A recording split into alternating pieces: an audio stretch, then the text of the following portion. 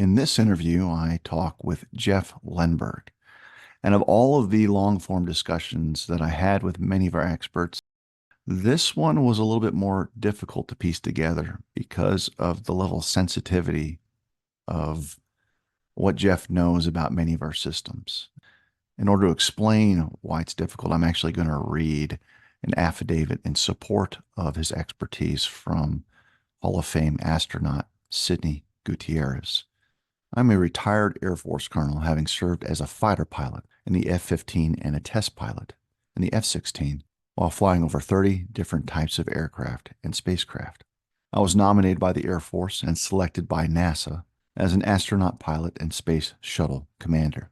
After retiring from the Air Force and NASA, I joined Sandia National Laboratories, where I served as a center director responsible for programs including satellites, space payloads, sensors, vulnerability assessments and analysis tools, international programs including support to the nuclear fuel cycle, and efforts to reduce the threat of terrorism and the proliferation of weapons of mass destruction, with responsibility for all the intelligence work performed by Sandia Labs. In that capacity, I led a team of several hundred brilliant, innovative, and highly motivated scientists and engineers who work to protect the nation from threats to our nuclear weapons and limit the proliferation of the knowledge required to build them. Because of the catastrophic consequences of the failure to protect these weapons and this knowledge from people and governments with ill intentions, the resources devoted to this effort were significant and sustained. One of the areas of expertise was the ability to find sophisticated subversions deliberately implanted in complex systems by our enemies, including the most advanced nation states. Finding subversions of this nature would be analogous in some ways to a financial forensic audit. A standard audit checks to see if all the numbers add up, but a forensic audit looks for actions that have been deliberately hidden. The only indication that a forensic audit is needed is that things don't seem right. In the same way that it takes a special auditor to complete a forensic audit, it takes a special individual or team to find a subversion to a complex system. A subversion is able to hide because it relies on certain common human tendencies and assumptions. One of the most common vulnerabilities exploited is the natural human tendency to assume a discrepancy is the result of an error rather than a product of a deliberate act. The people on this team thought differently and did not fall victim to these vulnerabilities. You are probably not aware of their success because the work they did was classified and not published. They were not allowed to write papers or make any public claims of success. That is why I'm writing this affidavit, because the specifics of the work these individuals did and its impact on national security is known only to a small group. I can say that at one point I was asked to select a small team to review a very sensitive program that was regularly briefed to the president. Because of the sensitivity of this compartmentalized program, I was only allowed to have 2 people briefed into it. From the several hundred handpicked professionals working for me, I selected Jeffrey Earl Lenberg as the best among the best. I am writing this affidavit to attest to his expertise. I cannot detail the impact of that work because it is too sensitive, but I can tell you that he has extensive experience dealing with systems that are controlled remotely under conditions where access must be limited. He is equally qualified to work on hardware and software and across the interface between the two. And he's one of those unique individuals with that sixth sense to find vulnerabilities regardless of where they might be hidden. I can also attest to his outstanding character, absolute honesty, and excellent reputation within the small classified community where he did most of his professional work. Finally, Jeff Lenberg is one of those people I would trust with my life. I would be happy to answer any further questions you might have, as long as they are not classified in nature. Under the penalty of perjury, I hereby declare and affirm that the above stated facts, to the best of my knowledge, are true and correct. Dated this 19th day of May, 2021, Sidney McNeil Gutierrez. Of all the experts that you've come to know in the field of election integrity, Jeff is probably one of the lesser known, even though his contributions might be the most significant out of anyone that I've talked to. It is because of his contributions that he has been targeted by special prosecutors out of Michigan, deposed in the curling case out of Georgia and is on everyone's list, good and bad. So with that, here's my discussion with Jeff Lenberg. The big lie is that we have secure elections. Our election system, from top to bottom, every aspect of it has been subverted and made weak, ineffective, and it's got a veneer painted over the top of it with checklists, 50 bullets long, that they make people think if you check every little box, you have a secure election. And that's not the case at all. There are so-called patriots, there are Republicans, there are conservatives that would concede to you that, yes, we see voter fraud. We see things that probably weren't done the way that they should have been done. What is the most troubling talking point amongst people that don't necessarily disagree with you?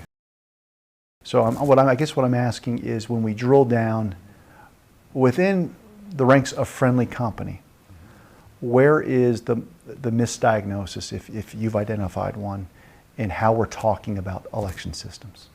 You've heard me talk about this before a little bit, but there are 3 levels, 1, 2, and 3. I've named them, or my team has named them. And a lot of people talk about number 1, which is you get some people that vote 3 times, 4 times. Somehow they get multiple ballots and they vote them. Okay, I call that level 1, where an individual is cheating, is doing fraudulent voting. Level 2 is where you get people involved in the election process in some way or another that are doing more systematic cheating. And so it's not voter fraud, it's election fraud. Okay, systematic election fraud. An example of that would be when you have people on video running the same ballots through a high-speed scanner multiple times, over and over and over. Testimony in Michigan that the estimate was that one person that was watching them and testified in Michigan that they estimated 25,000 ballots were run cumulatively by running batches over and over and over, additional ballots that didn't exist. 2,000 mules would kind of fall into level 2 also, where they systematically stuffed the ballot boxes. So people focus on that and say, okay, that explains the election problems. And I'm here to tell you, no, it doesn't. In fact, the largest, in my expert opinion, the largest portion of the cheating is done systematically using the machines, using the equipment. And that's what people don't want to talk about or think about. But I've had the opportunity to look into various details of this in multiple states, even though they try to keep us from looking at anything and block us out of everything. And no one's willing to admit it, and no one's willing to deal with it. They just sweep it under the rug, including all the national authorities, including the certification organizations, the states. For example, just one example is Halderman's recent report that came out. Professor Halderman shows how a single dishonest poll worker can subvert an election by hacking into Dominion voting machines. That system is currently used in 16 states, including, of course, the state of Georgia. The Halderman report explains that the machines are so vulnerable that no software patches will actually help to make them better, as CISA suggests. Not only can a single poll worker change the election, but the changes cannot be detected by any audit, and especially not by a hand count.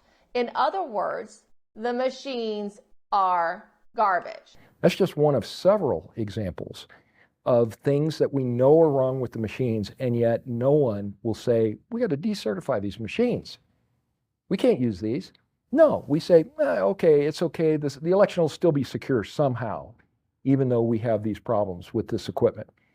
And it's chock full of vulnerabilities from one end to the other. And as I mentioned earlier, we do a canvas where we will compare the tabulator printout tape with the computer results. So for example, if you were to load 7 ballots right here, right now, let's say 1 for an independent candidate, 2 for Biden, and 4 for Trump, everything would match perfectly. Let's put that claim to the test. So this first ballot is for Jorgensen. Yeah, this ballot is for Biden.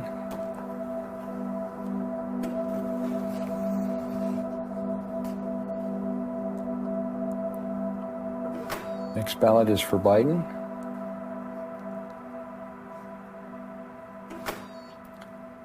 The next ballot is for Trump.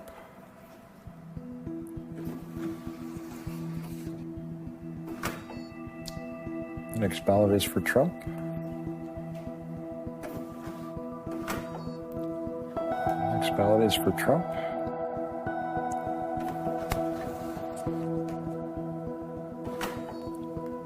The next ballot is for Trump. And that's the 7th one. Okay, we finished our election. We've done 7, so now we're going to close the polls. Now, while it's printing this, I will point out the modification that we made. What we did is for the presidential race, we swapped Biden and Trump votes. We did not change the senatorial race, and we swapped the congressional race. So that's what we're looking for. What we see is Joe Biden got 4, Donald Trump got 2, and Joe Jorgensen got 1. So you'll notice Biden and Trump votes are swapped.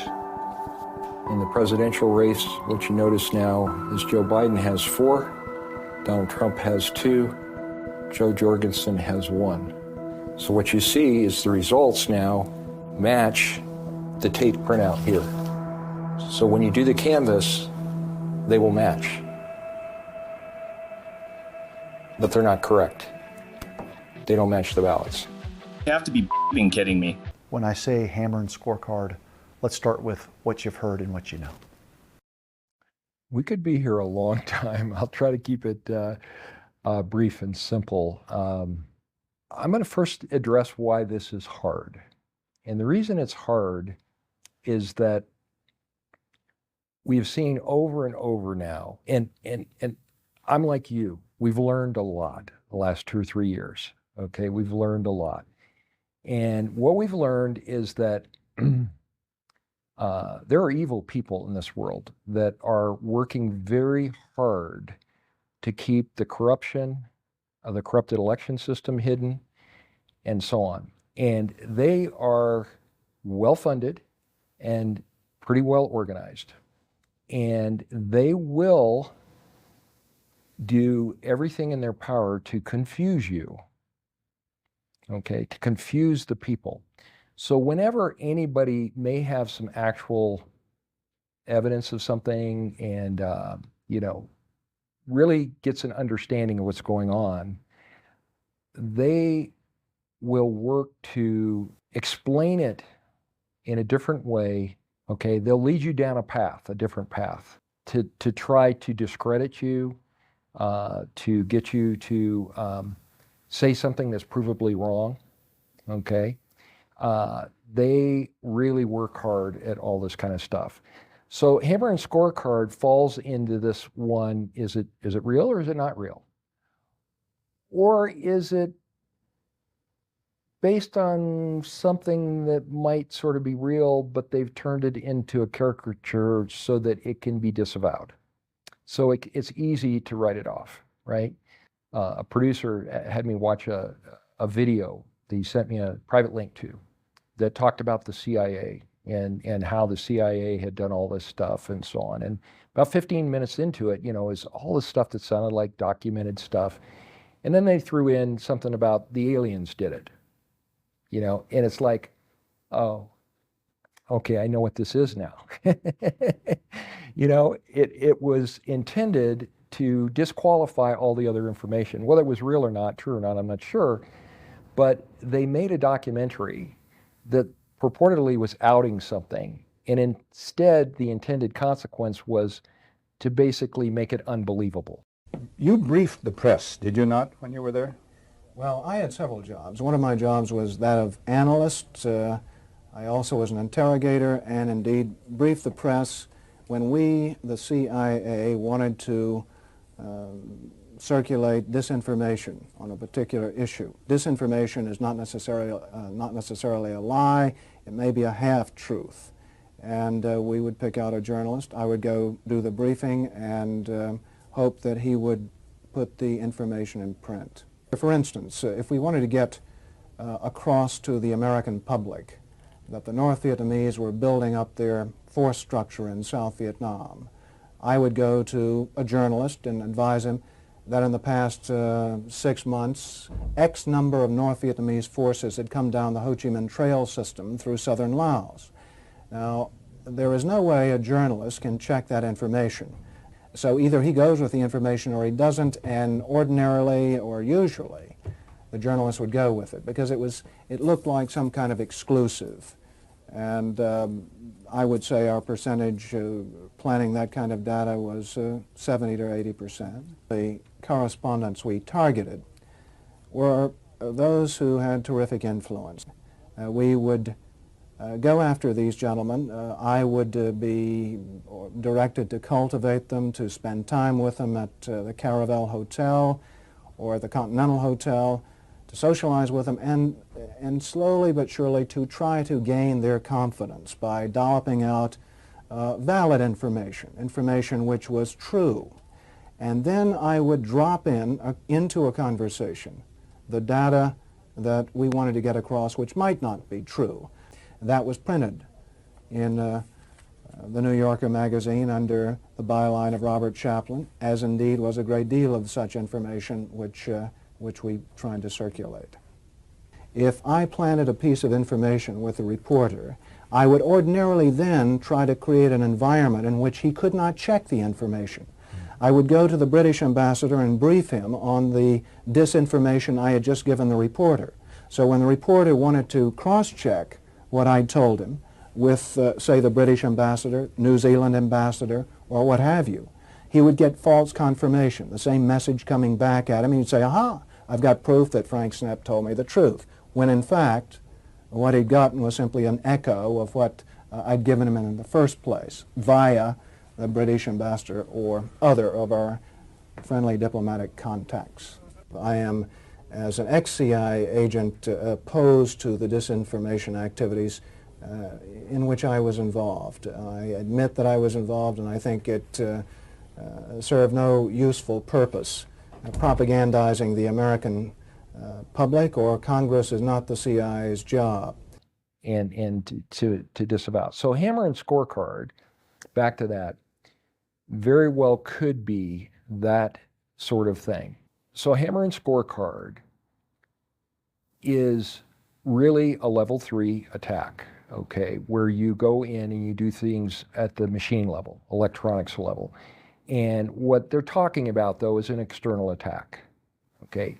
Highly possible, in fact, even probable. Now, Hammer and Scorecard is purported to be a program where Hammer grabs the data via software and hardware, okay, from the election system in real time and while the election is going on. And then Scorecard is where they modify it and send back modified results, okay, and they affect the election.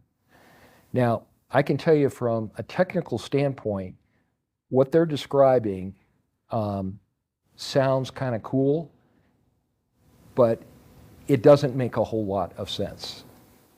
What makes more sense is, I mean, this idea that votes are flowing over to Italy or Europe, and someone modifies them, and then they flow the votes back into the system over here, technically makes no sense at all. I see different descriptions of what Hammer is.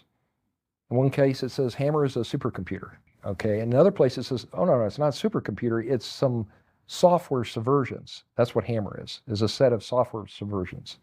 People can't even agree on what it is. For life, I am under an NDA to not disclose the programs that are classified that I was working on.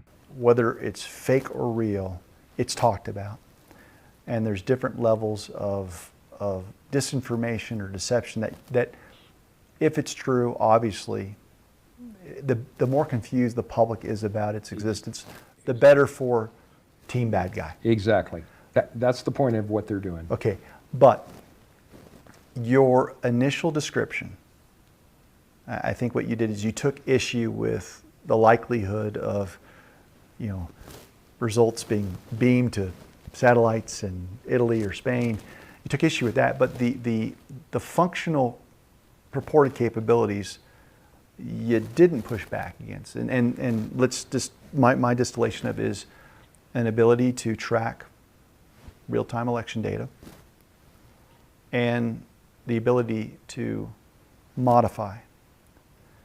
If I had to paraphrase, you didn't push back against that. And let me tell you why. So the reason I didn't push back against that is because the system we have is a mess. And let me just explain. So this idea that, information from the tabulator goes to the county, okay, you read it in the county via electronic or manually or whatever if you want to, but generally it's electronic on USB sticks or compact flash cards or something like that. And then the county reports those results to the state typically. And then the state, what do? Do they report to the press? No. In Georgia, they were calling into a CITL website in Spain to give them why CITL got the contract to get data and why the Georgia county supervisors were calling in on a standalone laptop to report the results to Spain. Seems pretty ridiculous to me, but that's what it appears actually occurred. And then they reported out to the news media. Now, the problem with all of this is none of that is secured. Anything could be done to the results along that path. That's a totally ridiculous way to run the system. That's why I say the whole system is subvertible and I believe been subverted. If you were looking at our systems from a vulnerability standpoint, you would never create a system like this.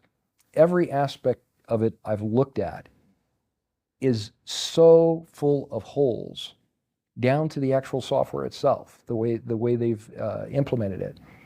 You've got to stop and say, gee willikers, are they that grossly incompetent across the entire spectrum? Or did someone have a plan to set up an election system that was completely subvertible for plausible deniability? Because then when things go wrong, you can always point and say, oh yeah, but the problem could be over here, or the problem could be over there, or the problem could be over there. It could be anywhere. So you don't know. But the answer to your question is hammer and scorecard could exist. But even without hammer and scorecard, I'm telling you, our architecture of our election system is so porous that you don't even need a nation state to attack it. You've got to realize we have adversaries in the world. They aren't stupid. They have lots of resources. They are going to go after that. They're not going to ignore it. We've left all the doors open to one of the most valuable things in our country. Let me give you an example. We spend billions and billions of dollars on protecting our nuclear weapons. Okay, good thing. Most people would agree with that. We ought to protect those suckers, right? Make sure no one can subvert them, no one can get access to them. Now, if I knew that there was nuclear weapons at a particular facility and I found a big hole in the fence, you think I'd just leave it there and ignore it and say, well, we've never seen anybody steal a nuke through that hole, so we don't need to patch that hole. We don't need to fix that part of the system because, hey, we've never observed anybody actually stealing a nuke. Well, that's what we've done on our election system. Everywhere you look, it's got holes in it, and people will say, well, can you prove to me that someone stole votes? Okay, and oh, by the way, we're not going to let you into the warehouse. We're going to block everything out, so you can't see what's going on inside. And then prove to me that someone's done it, and then we'll think about securing all these holes. It's a ridiculous argument. Well, let me run something by you for your critique or commentary.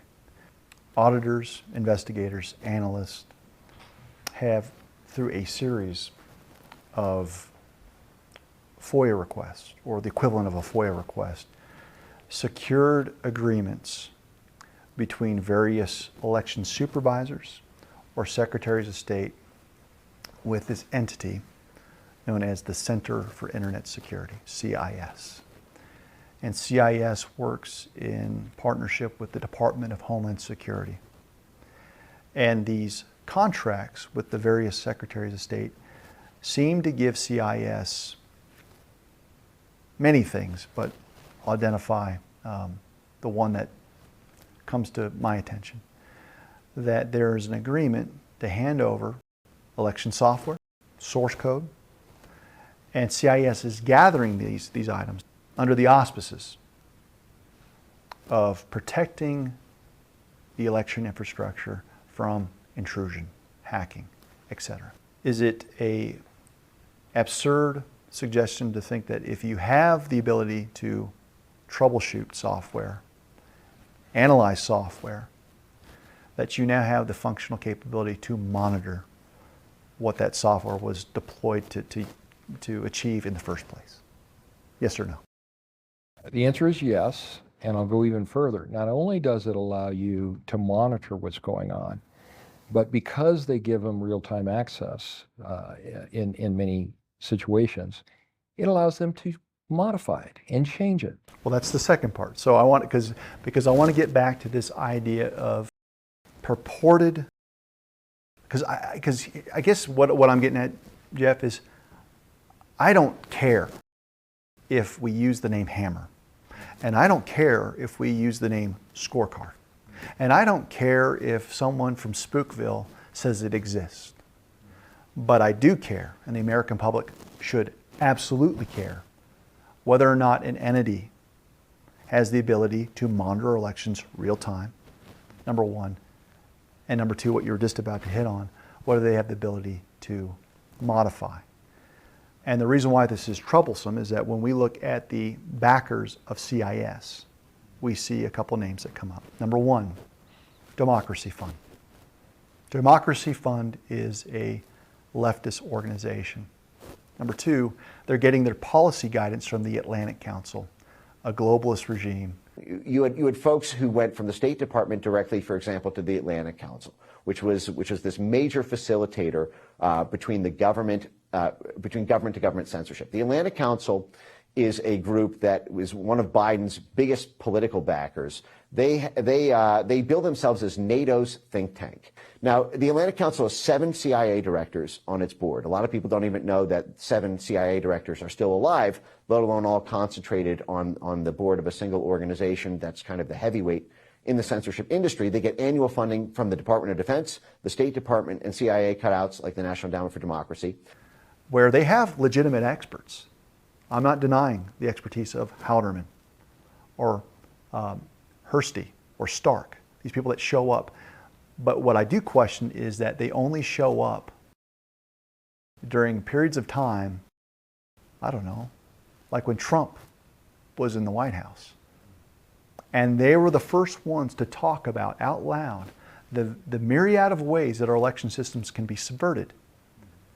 And then after 2020, it's as if someone stuffed them in a broom closet, never to be heard of. Because you mentioned the Halderman report that was just recently released, or that was basically under a gag order. And I've read that report. And I'm like, I've heard all this before, and I heard it from Jeff Lenberg, but he came at it a different way. Why am I bringing this up? I've looked at a series of vendors that appear to have integrated software with modules that cover different parts of the election system. BPRO, Knowing, they've merged. They have an integrated software called Total Vote. So when I'm putting this together and I'm thinking through this, I've got CIS with contractual documentation that confirms that they can now have access to software, source code, and now they have the ability to monitor things. And the software allows them to make modifications to voter rolls. It allows them to have access to ballot printing, election night reporting. This seems to match up with the mythical. Whether it exists or not, I don't care. Hammer and Scorecard, if we just distill it. Is that an outrageous statement? Well, number one, it's not outrageous, but it's worse than you can possibly imagine, okay? And that's what I would like to get across to the American people. Many Americans believe that our elections got some issues, but they're minor, right? Because we have good people running them. And I'm not knocking the people that run the elections. Most of them are great people that run the elections. But the architecture we have set up makes it very easy for bad guys to get into our system every which different way, okay? And you've just named a number of them, and modify all kinds of stuff, okay, including results, but ahead of time, modify registration rules and so on. And the stuff you just mentioned, none of that stuff is certified, okay, the poll books and all of that. And what I'm going to tell you is the stuff that is certified, the tabulators and the election management systems at the county, the certification on those aren't worth the paper they're written on. Now, you mentioned CIS and tied in with DHS. And you said, gee, I might be concerned whether or not they say they're going to protect the elections, but what if they're not really protecting them? Well, we actually have now some hard data, right? The Twitter files came out. The U.S. Department of Defense censored Americans during the 2020 election? The two most censored events in human history, I would argue, to date, are the 2020 election and the COVID-19 pandemic. You had this group within the Atlantic Council and the foreign policy establishment, which began arguing in 2017 for the need for a permanent domestic censorship government office. So we are going to essentially take the CIA's power to rig and bribe foreign media organizations, which is a power they've had since the day they were born in 1947, and we're going to combine that with the power, with the domestic jurisdiction of the FBI by putting it at DHS. And we saw what DHS was doing, and CISA within DHS was doing, okay, tied in with the social media to ban people, take that off anybody that disagreed with the government narrative that the systems were secure. If you had any question about that, any discussion of that, you were taken down. And at the government request. Okay, this is unacceptable. Okay, unacceptable. So people would say, oh, well, DHS would never do that. You know, you misuse the Albert sensors, monitor the stuff. They're the government. They're good guys. They would never misuse that. Well, we actually have hardcore evidence that they were misusing things in the 2020 timeframe and before that and after that. Specifically, there was this cloud-based kind of backdoor room in cyberspace that they could collude called JIRA, J-I-R-A. And that's where I believe it was Representative Luna Presented that chart. Presented the chart and was grilling sworn witnesses, the former Twitter board, about their discussion with state authorities, DHS authorities, feds, whomever, to start taking down anything that was critical of certain narratives. Number one, the COVID jab stuff. And they didn't really cover the elections, but on that same chart, we saw a different entity that was tied into JIRA, and that was the National Association of Secretaries of State. And through some of our independent research, again, through public records searches, we found emails between New Mexico Secretary of State, Maggie Toulouse-Oliver, with Twitter, asking them to do what? To take down certain posts. There's also a video from a National Association of Secretaries of State training where Louisiana Secretary of State Kyle Ardoin was bragging about his partnership with the feds to suppress, quote unquote, misinformation, disinformation on elections. But that we work very hard as election officials to deal with, and that's misinformation and disinformation. And that's when our partnerships with our federal partners and our local partners to get the word out as to where you get trusted information and how you can attack some of these misinformation and disinformation campaigns that are attempting to disengage voters from the process because they're suspect of the process. This very discussion that we're having actually checks off all the boxes for domestic terrorists because we're having this conversation according to the protocols that have been set forth by DHS. It appears to me there was a concerted effort to not look at the evidence at all. For example, the Michigan Senate ran an investigation Matt DiPerno, the lawyer running the Antrim case up there, offered to have the expert witnesses come and testify to that Senate group. They refused that. Not only did they refuse that for us, the experts, and go and testify to them, but they used a phrase that Bill Barr also used at the national level. We have seen no evidence that would lead us to believe there might possibly have been widespread election issues or fraud. Okay, that term, we have seen no evidence. That's a key phrase because, well, you know what? If the evidence is in the other room and you refuse to go into the room and look at the evidence, you can say, we have seen no evidence. Do this. Yeah. Hear no evil, see no evil. And so they literally ignored us and then came out and said, we have seen no evidence. It gets worse. In their report, they recommended that the state attorney general come after the Antrim team for even bringing it up.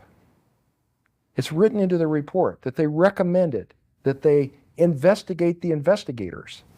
I'm happy to argue the legal aspects of this if you want, but I'm letting you know that as we get close to the end here, I would much rather treat your Mr. Lenberg as a witness as opposed to a suspect. And certainly, obviously, if he doesn't want to do that and we have to litigate this because he's been charged, then that's fine too. Okay, so let me just cut to the chase then, because I'm obviously not going to tell you anything without talking with Mr. Lenberg. Whatever he decides to do, I'm going to give that deference. But you're talking to a former prosecutor of 10 years, and I oversaw law enforcement agencies. I know what a case looks like, and I know one that looks like a just case. And what this looks like is some type of retaliation against investigators that were looking into a legitimate concern. Now, you know for a fact the reason why Mr. Lenberg was called to Antrim County was because they saw a 7,000 vote flip. That's what occurred, and that's what he was called to test. And it seems like there's a weaponization taking place against someone who's just trying to help the people of Antrim County figure out what happened with the machines. Okay, there's like 5 pages in there on the Antrim team. So we see a weaponization against. Yeah, they wouldn't let us talk to them. Then they say they've seen no evidence, and then they ask the Attorney General of the state to look into us. Okay, and Bill Barr, who stood up and said, we have seen no evidence. It's true. Everywhere we went, there was zero involvement. The FBI, the national government, did not get involved at all. So it's really easy. When you haven't investigated anything anywhere, it's easy to say, we've seen no evidence. That's what happened. One of the things that you've talked about in the past is evidence of what you call instrumentation. And I'm not asking for you to apprise Team Evil of what you observed, but could you elucidate what instrumentation means, and then we'll unpack it from there. What is instrumentation? Well, what I came across in late 2020, right after the 2020 election, when I was looking at the New Mexico database, what I discovered was what I call instrumentation inside the database, a way of marking the voter history so you could keep track of something that you had done over the previous elections. And I'm an engineer. When we build something new, we instrument it so we can see how it's performing and we can track it. And sometimes we instrument it so we can also control it. But quite often we instrument it just to see what we're doing and then be able to track it. So there's a voter history going back for many years. That's typical in these states, but ours actually went back to 1990 in the state of New Mexico. And what we discovered is a way of marking how a person voted. And it was different. We spent quite a bit of time brainstorming, okay, why would that happen naturally? Is there any possibility that that would happen naturally? And the answer is no. Then put on your vulnerability assessment hat. What purpose could instrumentation serve? If you are going to systematically cheat and you're going to, let's say, move votes from one party to another. Let's just make an example. You got Republicans voting independents, Democrats. What we've seen across the country is this big bulking up of the middle section of the independents, massive numbers. In many places, there are more independents now than there are Republicans or Democrats.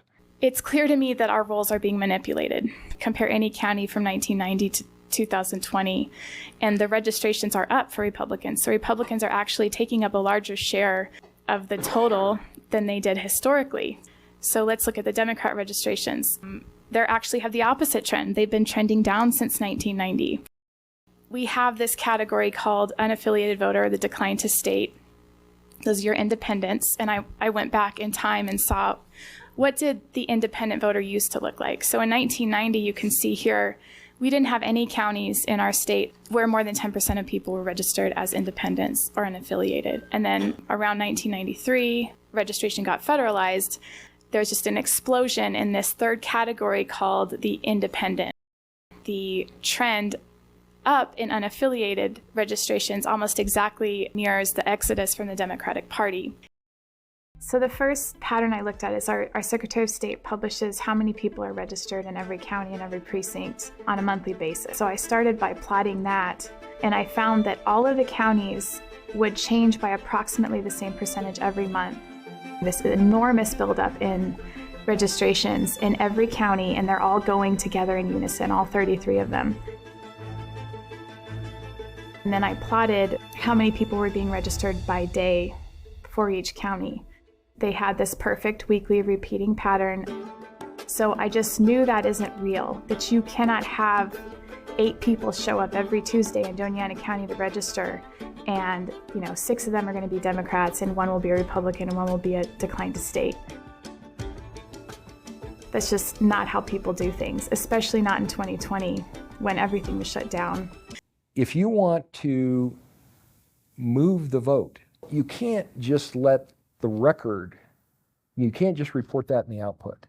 You've got to have the record reflected in the voter history, because it's real easy to get the statistics of how many people voted and so on. So if you see, 2/3 of the people voting were Republican and 80% of them voted for the Democrat, something's wrong here. You've got to make the numbers sort of match. If you get results that are totally unexpected, it's going to stick out like a sore thumb, which is what happened in Antrim up in Michigan. It stuck out like a sore thumb. So what you've got to do is mark in the database approximately what you did.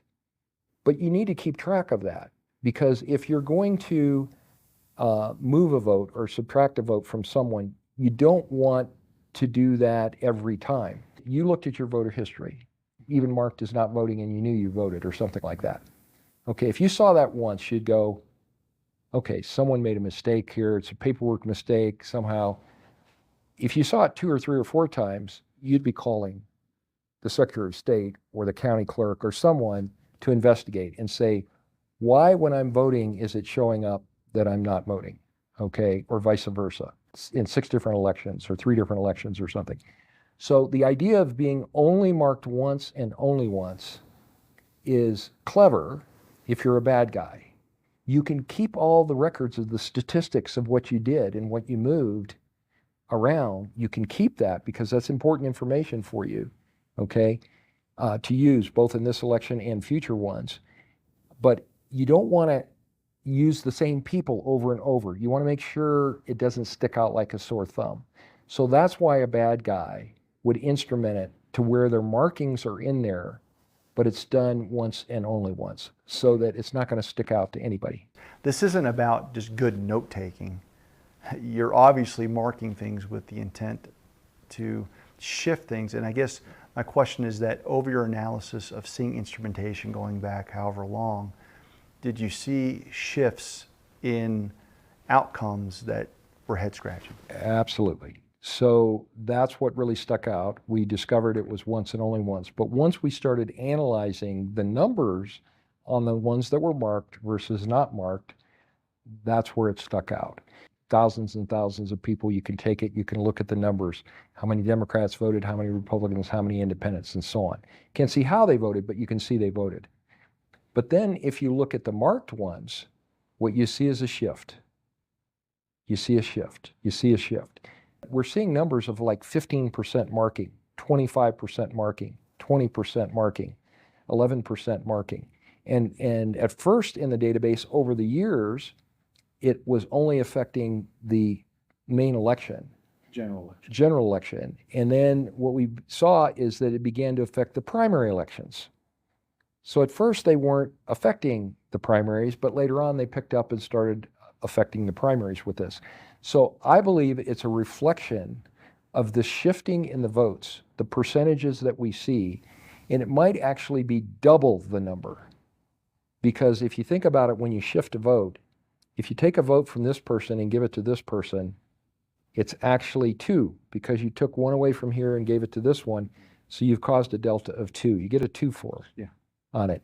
So the numbers might be double the numbers I see. So let me ask the question a different way, and I think you could probably answer this yes or no. Over the past 20 years, does there seem to be a influx of noticeable instrumentation in more recent years versus when you first noticed the phenomenon? Yeah, the numbers went up over the years. It went up and up. So it's definitely gotten worse in these later years than it was early. And I will add one more thing, and that is it appears that there was an expiration date on this sensor system. Because if you think about it, you're going to get to a point, if you're marking them once and only once, when you're going to run out of room to mark them. Because you're accumulating slowly over time these markings, right? So how many elections can you do? It appears to me that the expiration date was somewhere in the 2016 to 2020 timeframe. That basically you were going to run out, okay, of places to mark. Interestingly enough, they've totally wiped out that database and set up a new database now in New Mexico. But that's not the only place. I remember we had a conversation about another very, very important state, a swing state in Michigan. And what you may be referring to was the infamous Antrim case, where on election night, approximately, and you won't hear it described this way in the press, but I'm giving you the very specific detail that I have seen personally, because I had access legally to the forensic image and have done analysis on it. But on the order of 3,000 ballots worth of votes, this is every contest on the ballot, were discarded. Out of 16,000 in that county, 3,000 people's ballots were literally discarded by the system. Now you would think, no matter how that occurred, human error, machine, whatever it was, that you would have CISA showing up, you would have the state in there, you'd have the FBI, you'd have people showing up saying, we need to understand what happened. We need to find out, make sure this wasn't, just some accident. But instead, what do we have? We have a cover-up. You also did the analysis on what was known as the Antrim flip. And I know that you take issue with maybe describing this as a flip, because you've described the understanding of once you look at the system, there's a set of indices with a number that corresponds with a particular candidate. And I think you are more comfortable with the term shift. Is that an example of instrumentation broadly? It is. It was instrumented and really controlled, it appears to me. What I saw in the actual programming of the election files that go on the tabulator was multiple programming paths, if you will. It appears to me that the system had built into it the capability to affect multiple races down ballot, in particular the ones I saw that were set up this way, were the down ballot races for Supreme Court justice in the state of Michigan and for the constitutional amendments. There were 7 candidates running. You got to select 2. And at this point, our team, small team, had managed to decode the election files. Now, we had decrypted them, we decoded them. We understood about 95% of these hex files. So they're not in any standard format, we just figured it out. What I discovered was that 3 of the candidates in this race were treated differently in the programming. So the 3 that were treated differently were Mary Kelly, Brock Schwartzy, and Elizabeth Welch. Okay, you can see them on the ballot there. It wasn't in the correct sequence to follow all the others. It pointed to some files where there were bytes that were extra that the others didn't have. So then I thought, well, I need to find out, who is Mary Kelly? I didn't know, so I did some checking. Turns out Mary Kelly had been previously elected a Supreme Court justice in the state. She was a Republican and had already served as Supreme Court justice. The woman that ended up winning turned out to be Elizabeth Welch, who was a total newcomer, happened to be Democrat. So because she won, now the court had 3 Democrats and 2 Republicans. Prior to that, it had 3 Republicans and 2 Democrats. There's some strong pointers that say there could be a problem in Michigan in the Supreme Court race. That's what I see down with the bits and the bytes. I think people can understand that that's a problem. There was the infamous 7,000 vote shift from that were votes that were favorable, should have been allocated for Trump, that went to Biden. Does that also follow a loose definition of instrumentation on what accounted for that obvious tabulation error? Because I've talked with people in Antrim County. It's a small area. It's a place where you can identify at a coffee shop kind of what the makeup of the community is, and it's a red county. And I think that's why people flagged it and said, there's no way in HE double hockey stick that that's correct. So what did you observe specifically about the Trump-Biden race that gave you pause? I actually, this is the answer to this is a key thing to understand. So one time I claimed actual subversion, documented subversion of the election system, not just an anomaly or something didn't work, but it was subverted. And the reason is that these indices that shifted, okay, had the effect of Biden's votes being thrown away, Trump's totals being awarded to Biden, and Jorgensen's totals being awarded to Trump. This is how the 7,000 vote shift occurred. Jorgensen was the third-party candidate who got a small percentage of the votes. So if you have this occur, it looks like Trump loses a whole bunch of votes, Biden gets Trump's votes, and Biden's votes literally disappeared. Now, the reason this makes absolutely no sense is that in the code, and we dug down into the code a little bit, it actually checks to make sure that the vote that it is trying to register is in the race or not. Is it in this contest? Is it in the presidential race? There's actually a check in the code for it. Something has gone horribly wrong because that vote that was generated could only be voted by the voter if it's in the race. So the system should have crashed, the code, and it did not. It just, no warnings, no errors. It processed thousands of votes that way and gave no indication of a problem. You're a bad guy that wants to avoid detection. If you were the bad guy that wanted to avoid detection to cause the Antrim shift, what would be the method that you would use to bring about that result? So this is the biggest concern I have actually on this system.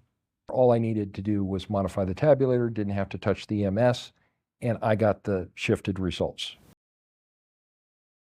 I know those election files, I can just modify the election files and get the shift. All of the experts, Halderman and CISA and everybody says the elections are safe because everybody would have to go modify the election files on the EMS to be able to cause shifts like this to occur. That is a lie. That is a pure, unadulterated lie, and they know it. Because that's not where the election files are created. In 99% of the cases, I'm sure, they're created by the third party, the voting machine company. Their designer software, they send them the information, they create the ballots, they create the election files, they're actually encrypted. That then is handed to the county. All the county does is burn those files onto the media that's taken to the tabulators. They're just passing it through. So in general terms, the clerks are potentially, we'll call it loading the gun, the murder weapon, and not knowing it. And not knowing it. And not knowing it. Once they've put everything on the internet, cloud-based software, and the canvas is complete, they take that USB drive, which has read-write capability, and they put it back in their county EMS computer. Our Secretary of State calls this protecting the air gap because there's that gap, right? You use the USB to move the data over. But this is the opposite of protecting an air gap. By using a USB that other people have handled that isn't actually secure, and you're downloading data onto a computer that supposedly holds the official election results, it's just it's a farce. All right, so you just handed me a USB drive. Okay, I'm just going to do this really quick. You're going to lose my audio here for a minute. So here's my hand, right? Plugging it in. So you just plugged in the USB drive? I'll keep my hands up here off the keyboard. And I'll keep my hands up here. Watch the screen.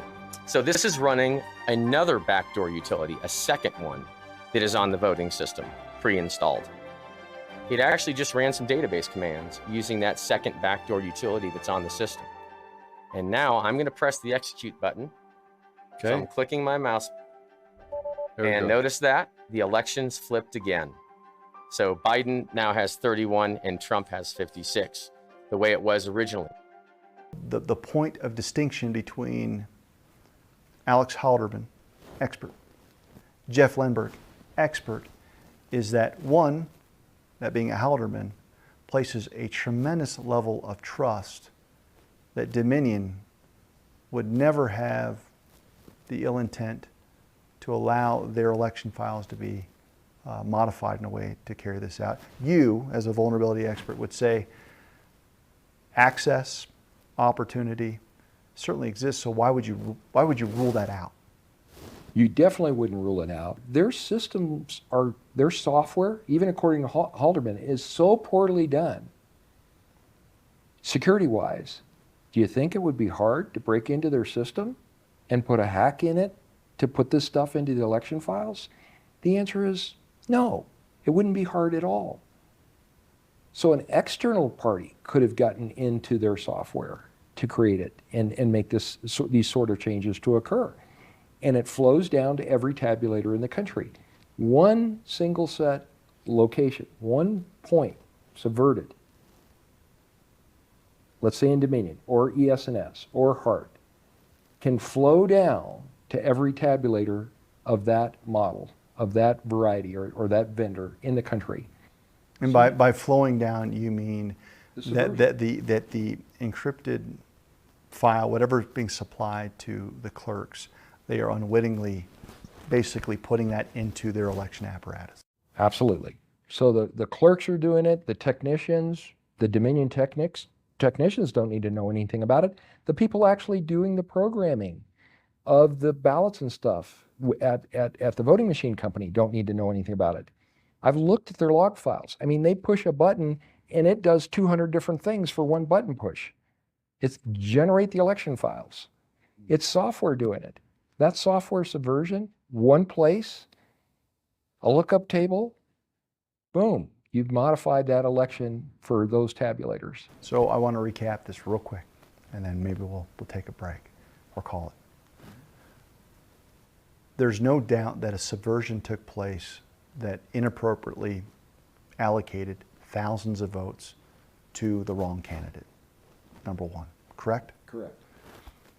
How that was achieved could have been done in a multitude of ways, but if you wanted to subvert it and avoid detection, the best way would be to go up the chain of command, so to speak, or the supply chain, and make a modification upstream. Absolutely, because then one or two people could affect 50% of the votes in the country. But let's say that let's say that the vendors are as pure as the driven snow, whether we believe it or not. Let's just say they are. You're also stating that if you have access, perhaps through weak credentials, perhaps there is a chip modem affixed to a motherboard, as was found in places like Michigan, you could achieve the same result by virtue of weak credentials and remote access capability. Absolutely. Absolutely. In fact, this whole narrative about, systems being breached over here or there by the investigators that are looking at it is, again, total absurdity and misdirection. And the reason is our election systems, our EMSs, are already so accessible in so many different places. Some places they have them locked down. Most places they've been very poor, even documented in the Michigan report, the Michigan Senate report. They recommended that they disconnect the EMSs from the internet in Michigan. The recommendation was in their report. So my point is, we saw it, our team documented in Antrim, external access to the EMS by an anonymous user, okay, with no credentials. That means they had full access to all of that software that was on. If they want to download that software, figure out how to subvert it, get back in, make changes, they can do anything they want to. All right, so a series of rapid fire questions, mostly yes or no answers. The exploit or the vulnerability that you just mentioned that you observed in Michigan on having things like Microsoft SQL on an EMS, have you observed that same tool in other jurisdictions across the country? Absolutely. It was in Maricopa. I had access to those hard drives there, the forensics on those, and it was on those, and it was in New Mexico. I observed it in Otero County. And have you spoken? By the way, with no password. Absolutely. Not only was the tool on there, but it didn't even require a password to get into it. Microsoft SQL server management tool, which is not required to run this database. It should not be on. And should not be on the system, but it is on the system. Okay. And by the way, it was not in the certification paperwork for the system either. Uncertified. Can votes be switched, flipped, or shifted? Is there a way to do that without internet accessibility? Absolutely. Okay. And then, of course, I think this goes without saying, it can be achieved with internet accessibility. Absolutely. Okay. So there are circumstances that you have wargamed where a tabulator could be locked behind a door, could even be under armed guard. Never hooked to the internet. And with enough planning, with an access point, something can occur that triggers this device to do something that it shouldn't be doing. You never have to visit the state that it's in. In fact, you wouldn't even have to be in the country to have done it. All right. You could do it from a foreign country. I want to take one little soapbox real quick, because before I forget it, I just want to get it down. You may not use it, but I want to talk about for just a second, since we're on the Antrim and the Halderman, because I've visualized this. I think God has given me a visualization of this.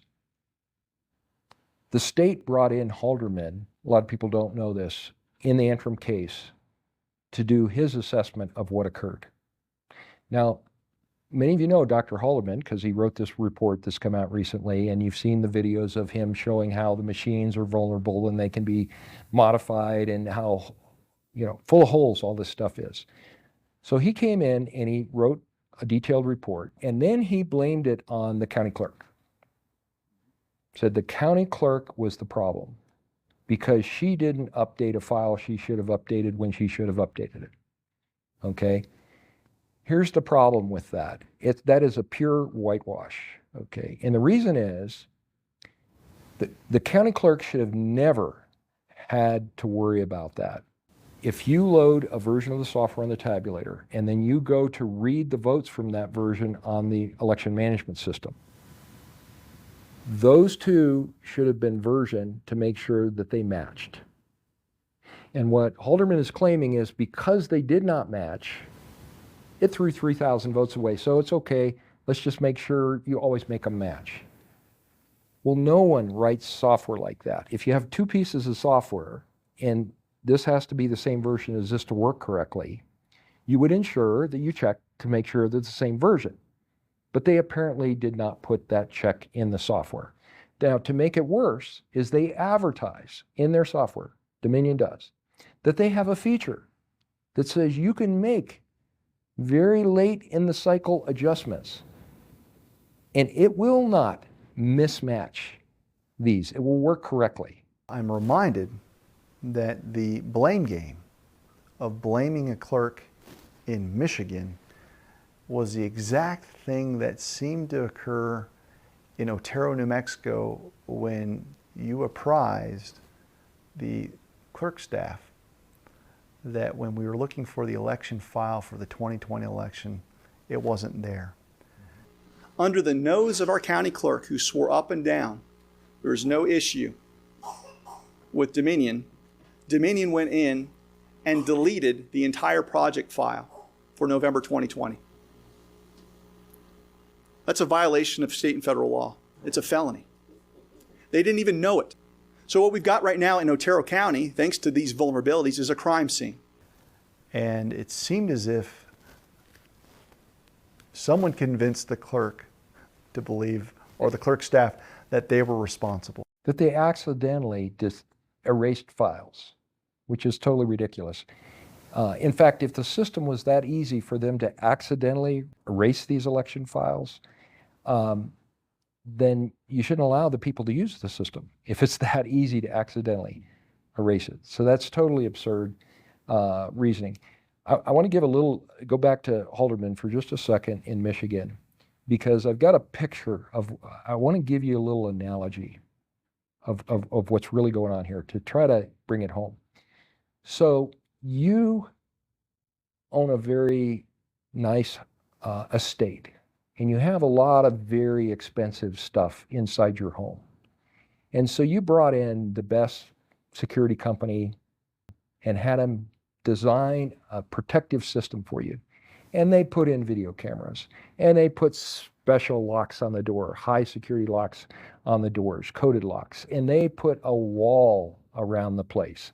And they put this really high security gate in to protect these treasures that you have in different rooms. And they've got a logbook in there where if anybody that comes in there, they have to log in and out. So that's kind of like the election system. It's supposed to be a really secure election system. But what happens one night in this estate is that you've gone out for the night, you come back and find out your house has been broken into, the estate's been broken into, and all those treasures from the rooms have been removed. And they're not there. And so you call up and you get the police over there and get them investigating, and they can't figure out what's going on. So you go to sleep. The next day, you and the family had some event you had to go to, and you come back. And you find all the stuff is back in the house. Everything that was missing is back. And so what do? You call in the world's expert to try to figure out what happened. Okay, and that world expert is Dr. Haldeman. He comes in, he's an expert on security systems like this. He knows them all.